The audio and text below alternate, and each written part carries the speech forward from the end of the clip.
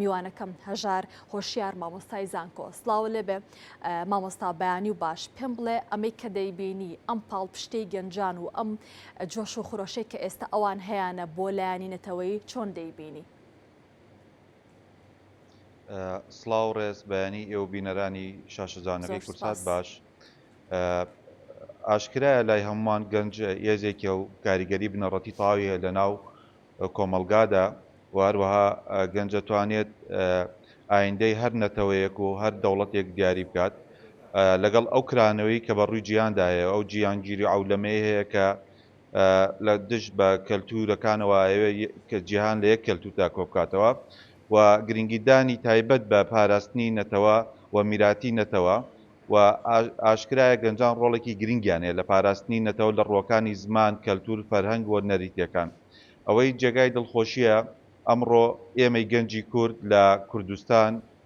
و تەواوی لە هەر چوار پارچەی کوردستانیش دەورێکی گرنگیان هەیە لە پاراستنی زمان و کەلتور و فەرهەنگ و نەتەوە. بۆیە ئەمە وای کردووە هەم لە مێژەوە تاکو ئێستا پردێکی تەواو دروست کات گەنجانی کورد لە نێوان مێژوو ڕابردوو و ئێستادا بۆ پاراستنی میراتی نەتەوەییمان. بەڵێ مامۆستا ئەگەر گوێبیستی قسەکان بوو بیت لە سەرەتای بابەتەکە باسم لەوە کرد لە ڕابردوودا باز لەوە کراوە کە گەنجانی کورد لە ئێستادا گرنگی زۆر نایان بەلایانی نەتەوەی، بەڵام ئەوەی کە ئێستا ئەیبینین زۆر جیاوازی هەیە. ئەمە ئەوە ڕەت ناکاتەوە کە بۆ شێوازە بیرکردنەوەی هەڵەیە بۆ گەنجان؟ ئەوەی جێگای دڵخۆشیە ئەتوانم بڵێم ئەو توێژینەوە زانستیانشی کە کراوە لە بواری کەسایەتیەوە لە بواری ناسینەکاندا گەنجانی کورد هەمیشە بە درێژایی مێژوو جیاواز لە هەموو گەنجانی گەلان و نەتەوەکانی تر گرنگی تایبەتیانداوە پاراستنی نەتەوەوە پاراستنی فەرهەنگ و زمان و کەلتوری خۆیان. ئەگەر ئێمە ئاوڕێک لە مێژوو بینەوە سەیری خەباتی شۆڕشی ڕابردووی خۆمان بکەین ئەبینین گەنجان بە درێژایی مێژوو ئەگەر لە بەشی باشووری کوردستانی سیر بکەین بە تایبەتی لە دوای دروستبوونی دەوڵەتی عێراقی لە ساڵی 1920 بەدواوە بە سەی شۆڕشەکانی کورد کە سەیری بۆ نەو نەریتەکانی مێژووی کورد کە گەنجانی کورد هەمیشە پێشەنگ بوونە، هەمیشە هەوڵ و جددی و کاریگەری تەوایانە بۆ لە پاراستنی کەلتور و فەرهەنگ تاکو ئەمڕۆ. ئەوەی ئەمڕۆ ئەشەی بینین لە کوردستان جێگایەکی دڵخۆشیە و جێگای نوێکردنەوە گۆڕانکاریە لە گەنجانی کووردا کە هەمیشە لەگەڵ گۆڕانکاری و نوێکردنەوەدان بە ئەو شێوازەی کە ئەیخوازێت. بۆیە ئەوەی ئەمڕۆ کە جێگای دڵخۆشیە لە ماوەیەدا ڕوو دەدات لە کوردستان بە تایبەتی ئەو یەکگرتوویە و ئەو هاودەنگێ و ئەو خەڵخۆرەی گەنجانی کووردە بۆ شەقامی کوردی بۆ دۆسیەی نەتەوەی کوردی کە دەرحەق بە نەتەوەی کورد ئەنجامدراوە ئەبینین گەنجانی کورد بە هەموو ڕەنگەکانەوە بە هەموو فکرە و ئایدۆلۆژیا جیاوازەکانەوە هەمومان لە شەقامی کوردی پاراستن لە زمان و کەلتور و لە گیان و ڕوحی یەکبوونی کوردی دەکات کە ئەمە جیاوازە لەو لە هەر نەتەوەیەکی تر. من بۆیە هەمیشە ئەڵێم ئەوەی کە جێگای دڵخۆشیە گەنجی کورد لە هەموو ئاکارەکان و پێشاتەکان کە دێتە پێشەوە جیاواز لە هەرموو تر باوەڕتە بێ گەنجی کورد خاوەنی پێگەیەکی زۆر پارژە لە پاراستنی زمان و کەلتور و فەرهەنگ و نەرێتی خۆی و گیانفیدای خۆی. بۆیە ئەگەر من پێم خۆشە ئاماژە بە مێژووی خۆمان بکەین لە باشووری کوردستان لە هەموو حزبە سیاسیەکان و دەستپێکی دامەزرانی هەموو حزبە سیاسیەکان گەنجانی کورد ڕۆڵێکی بەرچاویانە بووە لە ڕاپەڕینەکانی مێژووی کورد کە ئەگەر سەیرێکی بکەین لە ڕاپەڕینەکانی پێشووتر کە لە کوردستان ڕوویداوە هاتاکو و ئەکاتە بەهاری 1991 و 2023 و ئەم ڕاپەڕین و بەرهەڵستانی ئەم دوایە هەبووە گەنجانی کورد هەمیشە گیانفیدا بوونە. نمونەیەکی زیندوت دەینێ هەر دوێنێ گەنجێکی کورد بە ناوی ئەحمەدەردی کە دانیشتووی شاری کەرکووکە لە ڕۆژئاوا ئەبێ گیانی خۆیەکا بە قوربانی. زۆربەی گەنجانی کوردەوەی کایبینین لە هەرێمی کوردستان لە شار و شارۆچکەکان شەو هەتا بەیانی بە شێوازی جیاواز بە ڕێگای جیاواز هاتوونەتە سەر شەقام بە کۆمەکی و بە هاوکاریکردنی گەنجان و یەگرتو. بۆیە هەمیشە گەنجان ڕۆڵێکی بەرچاویان هەیە لە گۆڕانکاری لە هەر کۆمەلگایەکدا لە بنیادنان و پاراستنی هەر نەتەوەیەکدا ئەوەی کە جێگای دڵخۆشیە دووبارەیەکەمەوە گەنجانی کورد پێشەنگن لەوەدا لەسەر ڕایەوەی ئەو گۆڕانکاری ئەمڕۆ لە جیاندا هەیە پێشکەوتنی تەکنۆلۆژیا هەیە تەکنۆلۆژیا بمانوێ نەمانێەوە جیهانگیری کاریگەری تەواوی هەیە بەس ئەوەی کە جێگای دڵخۆشیە گەنجانی کوردیش توانیانە لە ڕێگای تەکنۆلۆژیا بە خستە ناوی زمانی کوردی فەرهەنگی کوردی لە ڕێگای هونەری کوردیەوە چونکی ڕێگاکان زۆرن بۆ ناسنی نەتەوە ڕێگاکان زۆرن بۆ پاراستنی نەتەوە ئەتوانی بڵێن لە ڕێگای هونەرەوە لە ڕێگای زمانەوە لە ڕێگای فەرهەنگەوە لە ڕێگای کەلتورەوە لە ڕێگەیگەریەکان هەیە لە سەرگەنج لە ئێستاە. بەڵێ بێگومان ناوەندە ئەکادیمی و زانستیەکان زۆر گرنگە بۆ پەروەردەکردنی گەنج بۆ ئاراستەکردنی گەنج خاتون من ئەمێ ئاماژە بەوە بکەم بە حقیقت هەم وەزارەتی پەروەردە هەم وەزارەتی خوێندنی باڵا ئەم دوو وەزارەتە لەبەرەوەی لە دەستپێکی نەوجەوان هەتا ئەگاتە گەنج کاگاتە قۆناغی زانکۆ کاریگەریکی تەواویان هەیە لەسەر پەروەردەکردنی گەنج لەسەر ئاڕاستکردنی گەنج و ئەوەی جێگای دڵخۆشیە کە ئێستا ئەیبینین بە مەگەرسێری ناوەندەکانی خوێندن بکەین لە پەروەردە ئەیبینین مامۆستایان لە قوتابخانەکان لە خوێندنگاکان بە شێوازێکی زۆر جوان بە شێوازێکی نوێگەری بە شێوازێکی تازە گەنجانیان پەروەردە کردو لەسەر ڕۆحی پاراستنی ئینتیمای نەتەوایەتی چۆن پارێزگاری لە نەتەوەی خۆیانکەن پاشان دێت لەسەر قسەکەی جەناب بینە ناوەندەکانی خوێندنی باڵا و زانکۆکان ئەبینین ئەوەیە کە ئەمڕۆ لە هەموو زانکۆکانی کوردستان هەر یەکێک بە پێی ئیخساسی خۆی هەر یەکێک بە پێی پسپۆڕی خۆی یەکێک لە بواری هورنەگرا یەکێک لە بواری شانۆ لە بواری فەرهەنگا یەکێک لە بواری یاسادا یەکێک لە بواری تەکنەلۆژیادا هەرێکیان بە توێژینەیەکی زانست سەرماندوویەتی بە ئەمە کووردە ئەگەر سەیرێکی توێژینە زانستە ناوەندە ئەکادیمیەکان کەین بە ڕووی جیانیشە گەنجانی کورد خاوەنی چەندین توێژینەوەی زانستی لە بواری زانستی لە بواری پزیشکیدا لە بواری تەکنەلۆژیا و ڕۆبۆتدا لە بواری هونەردا لە بواری فەرەنگدا چەندین توێژینەوەی زۆر باشیان کردووە لە ناوەندە ئەکادیمیەکانی جیانیدا ئەمەش ڕێگایەکە هۆکارێکە بۆ ناساندنی نەتەوەی کورد و ئەوەی کە ئەمڕۆژ زانکۆ ئاراستەیەەکە یاخود ناوەندەکانی خوێندن ئاڕاستی شەقامەکەین ئەبینین کە جێگای دڵخۆشیە هەمویان لە ژێر یەک دروشمە لە ژێر یەک پەیداغدا لە ژێرێک ئاڵادا هەمویان یەک ئامانجانەیە کەویش پاراستنی ناسنامەی نەتەوەییە بۆیە ئەگەر سێرێکی ئەوەی کە گەنجەکانی ئێستامان کاریگەریشان هەیە لەسەر ناساندنی کورد بە جیهانەوە توانای گەنجەکانەوە توانای کورد لە تەواوی جیهانە بەڵێ بە دڵنیاییەوە من ئەمێ ئاماژە بەوە کەمە تەنها لە ساڵی 2025دا بە دەستخۆشیەوە ئێمە لە کوردستان لە هەم زانکۆی سڵاحەدین زانکۆی دۆک زانکۆی سلێمانی و زانکۆ ناحکومیەکانیش چەندی توێژینەوەی زانستی کراوە باوەڕکە لە بواری پزیشکیدا لە ئەوەی جێگای دڵخۆشیە لە مەسەن لە بواری پزیشکیدا چەند توێژەرێکی کورد کە توانیان لەگەڵ زانکۆی بەریتانیا چەند توێژینەوەیەکی ئەکادمی زانستی ئەنجام بدەن کە لە بواری پزیشکی و لە بواری شێرپەنجەدا بووە و چەند گەنجێکی تیرمان هەیە لە بواری تەکنەلۆژیادا لە بواری ڕۆبۆتدا داهێنانیان کردووە کەەوە جێگای دەستخۆشیە بە تایبەتی عقدی و گرێبەستیان کرد لەگەڵ چەندین کۆمپانیادا کە ئەمە هو کارێکە بۆ ناساندی کێنەتەوەیەکەیە کە ناوی کووردا خاوەنی بیر و هۆشە خاوەنی داهێنانە خاوەنی گۆڕانکاریە چەندین گەنجی لێ هاتوومانەیە بۆیە من حەز ناکەم بەرنامەکە تایبەتکەین بە بواری زانست و پسپۆڕێ بەس دڵنیا بە ساڵی 2025 بۆ ئێمەی کورد بۆ گەنجانی کورد لە ڕووی پێشکەوتن و ئاستی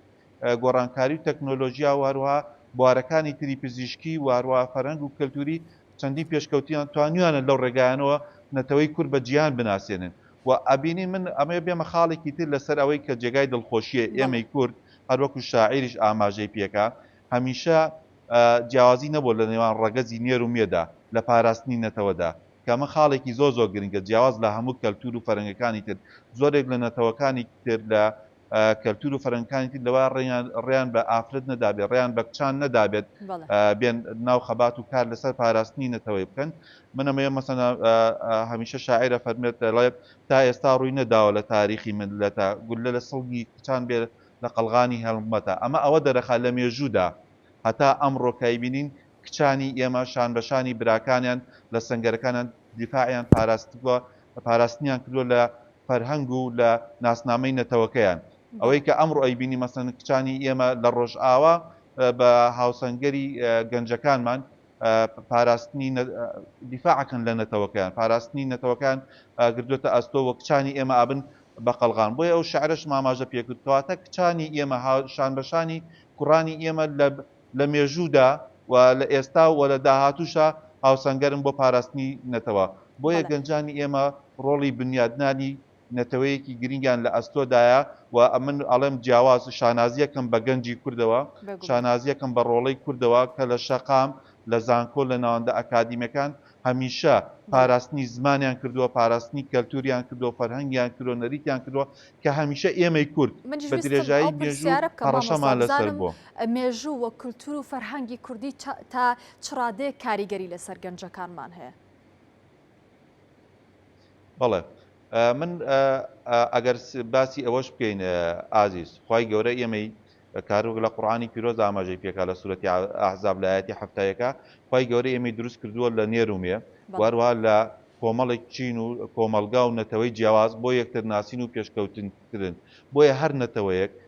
لە جیهاندا خاوەنی کۆمەڵێک کەلتور و فەرهەنگ و زمان و جلوبەرگ و عادات و نەریتی تایبەتی بەخۆی هەیە ئەوەی کە جێگای دڵخۆشیە لەسەر پرسیارەکەی جەنابەت بە پێ ئەو توێژینەوانەی کە کراوە ڕۆڵ و گەنجی پێگەی کورد جیاواز لە هەر نەتەوەکانی تر هەمیشە گەنجی کورد خەمی پاراستنی نەتەوەکەی بۆ خەمی پاراستنی کەلتوری بۆ خەمی پاراستنی فەرەنگی زمانەکەی بووە بۆیە ئەگەر سەیری بکەین ئەوە گەنجانی ئێمە ئەمڕۆ لە شەقامەکان هەرێکە بە خاوەنی نەریتی خۆی بە جلوبەرگی خۆی بە زمانی خۆی بە زمانی کوردی فەرهەنگی خۆی بە جلوبەرگەکەی کە هێمایە بە ئاڵاکەی کوردستان بەو کە لە پوریانە بە کڵاوەکەی بە جامەدانەکەی بە کەزەی کچانی خۆمان لەسەر شەقامەکان هاوارەکەن و دیفاع لە پاراستنی نەتەوەی یەکەن شوناسی نەتەوەیمانەکەن بۆیە زۆر گرنگە لە ئێستاشدا ئێمە لەم ڕۆژەوە ناوەندەکانی ئەکادمی و پەروەردەش گرنگی زیاتر تایبەت بە شوناسی نەتەوەی بدەن دڵنیا بە لەوەی کە ئێمە هەر نەتەوەیەک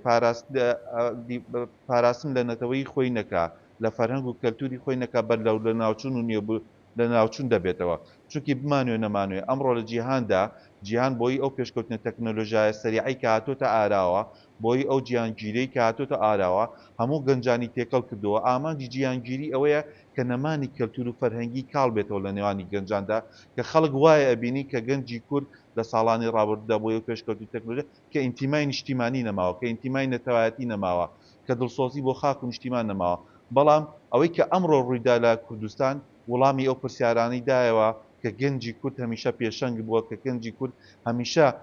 خۆی کردوتە قوربانی بۆ پاراستنی نەتەوەکەی ئەگەر سەیرێکی سەنگەرەکان بکەین سەیری شەقامەکان بکەین ئەبینین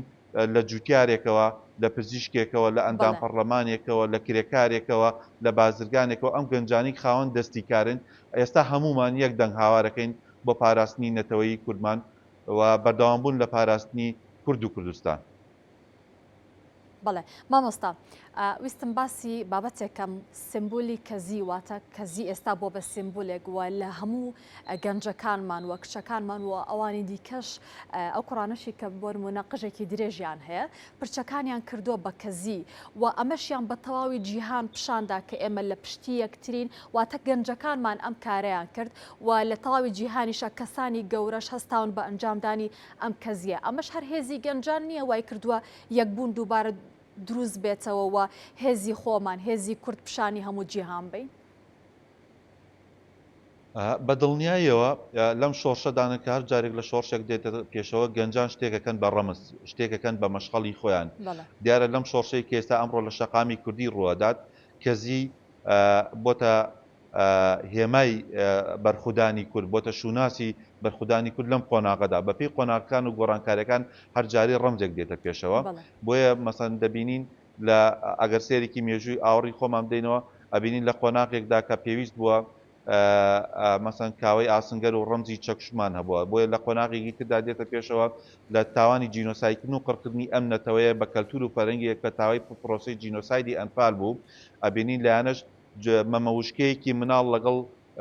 کاتێک مناڵێک لە باوشی دایکایەتی ئەمە ئەبێتە ڕەمزی ئەو تاوانە گەورەیە مەشەن لە تاوانی جینۆسایدکردنی کوردانمان لە شەنگال نادێ موراد لە تەمەنێکی گەنجیدا دەبێتە ڕەمزی شمبولی جینۆسایدکردنی شەنگال و کوردانی یەزیدی ئەوەی ئێستاش کە ڕوەدات ئەوەیە بمانوێ نەمانوێ ئەم تاوانشی کە ئێستا ڕۆدا لە ڕۆژهەڵات بە پێی یاسای نێودەوڵەتی کە پسپۆڕەکەی من لە یاسای نێودەوڵەتیەوە تاوانی جینۆسایدا کە ئەم تاوانش ئاماژەیەکی پێ بکەین بە کورتی ئەڵێ دەرحەق بە هەر چوار لەم گروپاکرێن نەتەوەی ڕەگەز نەژاد ئاین کە ئەوەی کە دەرحەق ئەم تاوانە جینۆسایدە دەرحەق بەێماکرێت لە ڕۆژئاوای کوردستان ئەوەیە کە ئێمە وەک نەتەوەی کوردم تاوانەمان بەرامبەر ئەنجامەدرێت کە ئێمە تاوان تەناتە قوربانی وادین کە ئێمە کوردین و کچێکی ئێمە و دایان کچی ئێمە لەوێ ئەمڕۆ لە بەرەکانی سەنگەردان کەزی کچێکی ئێمە کە ئەبڕێت و دەستکاری دەکرێت ئەم کەزیە ئەبێتە ڕەمزی ئەم شۆڕشە و گەنجانی ئێمە هەرێکە یەکێک لە ڕێگای گۆرانیەکەوە یەکێک لە ڕێگای هوەرێکەوە یەکێک لە ڕێگای تابلۆیەکەوە یەکێک لە ڕێگای دروستکردنی مۆنۆمنتێکەوە ئەتوانین کەزی ئەمڕۆ بۆتە ڕەمزی کە بە هەموو گیانەڵین ئێمە نەتەوەیەکین کە 47 ملیۆن کەسین تا ئێستا ئێمە وڵاتمان نییە 47 ملیۆن کەسین تا ئێستا جینۆسای دەکرێن ئێمە لەژێر هەڕەشەداین نەتەوەیەک 47 ملیۆن کەسە لەژێر لە ناوچوونان شوناسیان لەژێر خەتەرایە نەتەوەیەک خاوەن مێژوویەکە لە زاکرۆز و لە چیاکانی زاکرۆز و هەتا ئەمڕۆکە 2026 هەڕەشەی لەسەر هەر چوار دەورەوە نانەوێت بگەن بە مافەکانی خۆیان بگەن بە خواستەکانی خۆیان بگەن بەوەی کە پارێزگاری لە ئاڵاقی خۆیان بکەن وەک هەر نەتەوەیەکی تر. بەڵێ دەست خۆش مامۆستا با بچینە سەر بابەتێکی دیکە سەبارەت بە هەماهەنگی زانکۆکان چ کاریگەریەکیان هەیە لە نێوان خۆیاندا سەبارەت بە بەهێزکردنی بیرروبۆچوونی نەتەوەی لە نێوان گەنجان داواتە لە هەولێر و لە دهۆک و لە سلێمانی چه هەماهەنگیەکیان هەیە لە نێوان یەکتریا هیچ کارێکیان کردو بۆی کە ئەم بیرروبۆچوونە بەهێزتر بکەم؟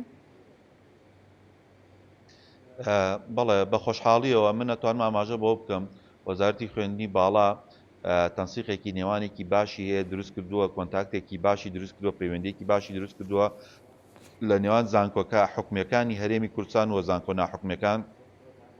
ئێمە سنتەرمانەیە چەند سنتەرێکمانەیە لە ناوەندەکان ئەکادیمیەکان کە پەیوەندیەکی تاو کۆنتاکێکی تاو هەیە لە نێوان ئەم سنتەرانە وەزارەتی خوێندنی باڵاشە کە دائەندرێت گەنج چۆن ئاڕاستەکرێت گەنج چۆن پەروەردەکرێت تەنانەت مەسەن CDC-مانەیە گەنج چۆن پەروەرداکەی بۆ بازاڕ گەنج چۆن پەروەرداکەیت پەیوەندی ئایدۆلۆژیا و گۆڕینی ئایدیا لە نێوان گەنجاندا و سنتەرمان هەیە بە توێژینەوەی بابەتەکانەکەەوە کۆنفرانسی ساڵانە هەیە هەموو ساڵێک لە وەزارەتی خوێندنی باڵا و توێژینەوەی زانستی باوکاری چەند زانکۆیەک مەسەن کۆنفرانسێک کرێت لەسەر پاراستنی شوناسی نەتەوەی زیندووکردنەوەی نەتەوەی یاخود لەسەر ئەو تاوانی دەرحەق بەم نەتەوەیە کراوە کە ئەوەی جێگای خۆشحاڵیە هەر جاری لە زانکۆیەک شکرێ مەسەن ساڵی یەکەم لە دۆکرا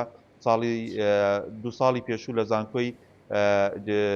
سلێمانی کرا ساڵی پارمنات بۆ خۆم بە توێژینەوەیکی زانستی لە زانکۆی سلێمانی بەشدار بووین وا بڕیارام ساڵیش وابزانم لە زانکۆی سڵاحەدی نەکرێت لە هەولێر کە ئەمە کۆنتاکتی تێکی باشە بۆ ئەوەی کە چۆن ئێمە توانی گەنجان پەروەردە بکەین و چۆن توانی گەنجان ئاراستەکەین و چۆن ڕوحێتێک زیندوو بکەینەوە لە ناو گەنجان و خوێندکاراندا لە زانکۆکان پێش ئەوەی کە ئەو هەر شتێک بێک ئەو کووردە ئەبێ پارێزگاری لە کوردبوونی خۆی بکە پارێزگاری لە نەتەوەبوونی خۆی بکە پاشان ئەو ئامانجی کەوێت لەو بواری کەوێت لەو پسپۆڕی کەوێت پرەی پێبدا و بگا بە ئامانج و بە دااتەکەی خۆی ئەوەی من کە ئەیبینم جێگای دڵخۆشیە ئەوەی کە من ئەیبینم جێگای شانازیە هەمیشە ئێمە بە درێژایی مێژوو هەتا ئەمڕۆ شانازی بە کوردبوونی خۆمانەوە کردووە گەنجانی ئێمە خۆیان کردو بە قوربانی لە پێناو کوردستان لە پێراون دەتەوە بوون. بەڵێ دەست خۆش سەبارەت بۆ کەمپینەی کە دەستگای میدیایی کورسات وەک ئەرکێکی نیشتیمانی خۆی هەستاوە بە کەمپینی یەکدەنگ بۆ ڕۆژئاوا دەمێت لە کۆتاییە بیرروبۆچوونی خۆت سەبارەت بەم کەمپینە چییە بیرروبۆچوون چییەوە چ کاریگەریەکی دەبێت لەسەر گەنجان و تەواوی یەکبوونی کوردستان؟ من سەرەتا پێم خۆشە دیارێکی بچووک لەسەر کورسات بڵێم بە حکمیەوەی کە ئێمە هەمیشە لە ناوەندە زانستی ئەکادیمیەکان باسی یەکەین شاشەیەک شایان بە خێزانی کوردی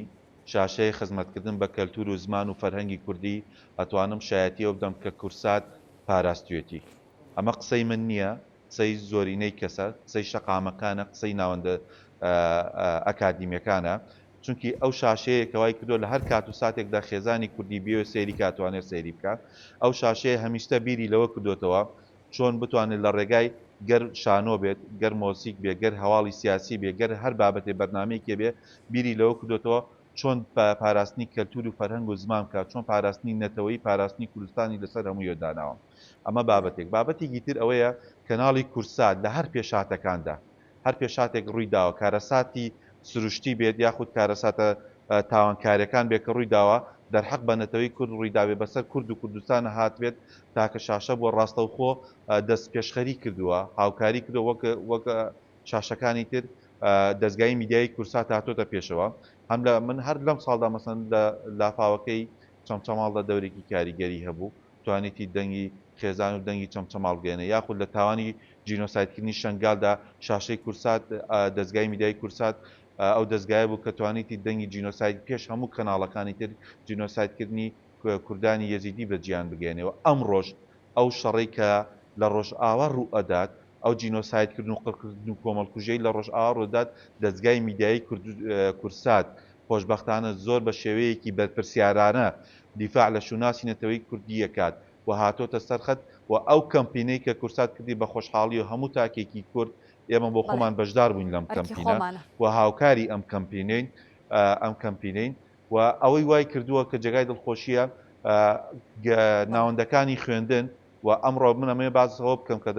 ناوەندەکانی خوێندن مەسەن لە سنووری قەزای چەمچەماڵ ئەمڕۆ دێن بەشداری ئەو کەمپینەی کورساتەکەن لەبەری کورسات و مناڵپارێز هەمیشە لە خەمی قەزەیەکی نەتەوەی و شوناسی کووردا بوونە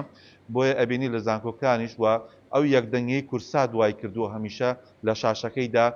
کە هەر کەسێکمان سیرێکن سێکی ڕەمزی کەزی داناوە باسی یەکنەتەوەی یەک زمان یەک کەلتور یەک فەرهەنگەکە بۆیە کورسات دوای کردووە هەموو کورد بە هەموو شێوازەکان و بە هەموو ئایدۆلۆژیەکان و بە هەموو ڕەنگەکانەوە کورسات هەمومانی یەخستووە و بۆتە چەترێک کە هەمومانی کۆ کردوێتەوە. مامۆستا سپاس بۆ ئێوە، سپاس بۆ کورسات. زۆر سپاس بۆ تۆش کە ئەم بەیانی ڕاستەوخۆ لەگەڵمان بووی ماندوومان کردی دووبارە سپاس.